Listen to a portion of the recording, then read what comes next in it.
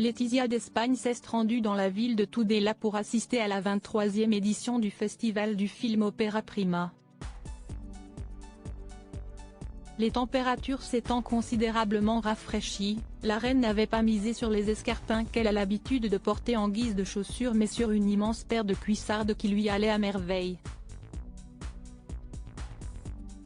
Ces derniers jours ont été riches en émotions pour Letizia d'Espagne et son mari Felipe V. Il faut dire que le roi et la reine ont officiellement vu leur bébé devenir grand puisqu'ils ont célébré les 18 ans de leur plus fille aînée Léonore, destinée à régner aussi sur le pays après la mort de son père.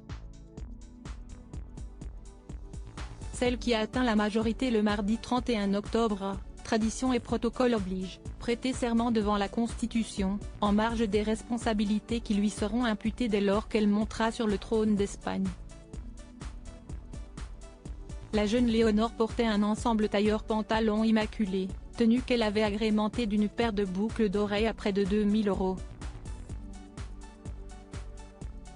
Ce style affiché et très assumé lui a sûrement été conseillé par sa célèbre maman.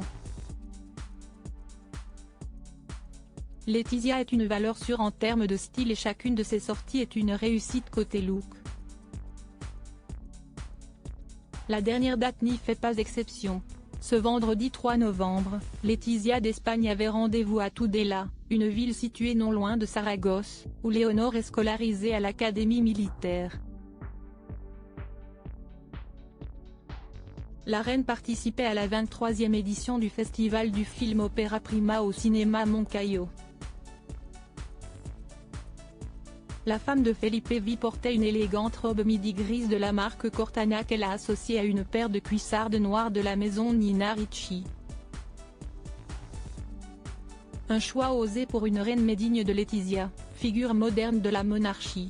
Hommage et bain de foule pour Letizia d'Espagne. En arrivant sur place, Letizia d'Espagne s'est offert un bain de foule auprès des jeunes étudiants venus la rencontrer dans l'espoir de l'approcher d'un peu plus près.